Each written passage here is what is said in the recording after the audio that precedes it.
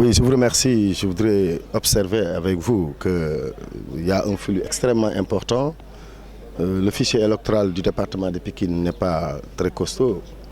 Pour chaque bureau de vote, on a à peu près maximum 471 électeurs.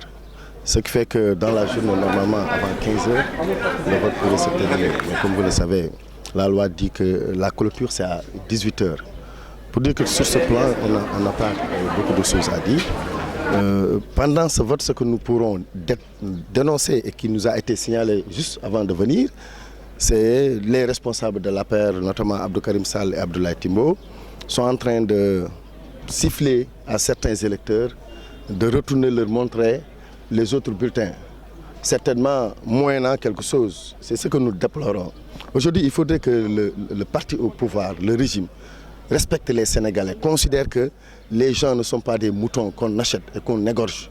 On va à la Tabaski, ce n'est pas à 50 000 francs qu'on achète des gens. On ne respecte pas les Pékinois. Je lance un appel à tous les conseillers dignes par rapport à leur génération, à leur progéniture, véritablement de résister à cette forfaiture, à cette tentative d'achat de conscience et de corruption. Donc c'est ce que je voulais dire par rapport au manquement qu'on nous a signalé. L'autre manquement, c'est des omissions. Moi, je crois que des élections aussi simples, aussi faciles, la direction des élections, la DGE du ministère de l'Intérieur a prouvé qu'elle n'était pas prête pour organiser. Parce que jusqu'à hier, tard dans la nuit, on ne pouvait pas détenir le fichier. Ce qui fait qu'on n'a pas pu avoir la possibilité de vérifier effectivement est-ce que nos élus, nos conseillers qui ont droit à voter figurent dans le fichier. C'est aujourd'hui qu'on commence à nous signaler des omissions et qu'il va falloir essayer de retourner à la préfecture, vérifier l'authenticité du statut de l'élu pour pouvoir le laisser voter. Donc c'est des failles pour une élection aussi simple. Imaginez si c'était une élection locale, ça veut dire tout simplement on aurait énormément de difficultés. Voilà ce que je voulais dire par rapport au déroulement du vote. Alors pour nos chances, je crois qu'eux-mêmes ils savent, compte tenu du nombre d'absents. Je peux vous donner un seul exemple. Le président de la République, il est absent.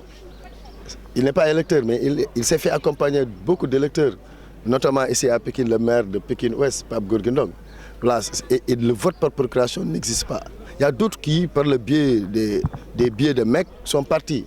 Plus de 31 personnes dans le département de Pékin. Alors, on nous a signalé qu'il y a des possibilités de fabrication de cartes d'identité pour le conformer au nom de l'individu. Pour vous dire, nous sommes faits prêts techniquement, du point de vue scientifique, par rapport à l'organisation des élections. Nous attendons ce régime-là qui n'a que comme solution pour renverser la situation défavorable qu'il a, c'est-à-dire essayer de frauder, et ils feront face avec nous. On est extrêmement déterminés. Je crois qu'eux, ils se connaissent. Ils nous connaissent également et nous les connaissons. Mais par rapport à ce que vous avez dénoncé en premier lieu, l'achat de conscience, vous demandez à l'autorité administrative de faire quoi exactement? Mais oui, nous-mêmes, nous alertons ces conseillers-là. Une fois sortis dans le bureau de vote, ils n'ont qu'à sortir du lieu de vote. Après ce qu'ils feront, ça ne nous concerne pas. Mais ici, dans le bureau dans le centre de vote, ces pratiques-là, on ne les accepte pas. Ça ne fait pas partie de la démocratie. Aller voter et ressortir, montrer l'autre bulletin, moyennant quelque chose, vraiment, c'est l'abécédaire de la démocratie. Ça, c'est à nous, opposants, de nous opposer à cela. Et on est prêt à tous les niveaux pour nous opposer véritablement à ces pratiques. Ils n'ont qu'à le faire ailleurs, mais pas ici dans le centre de vote.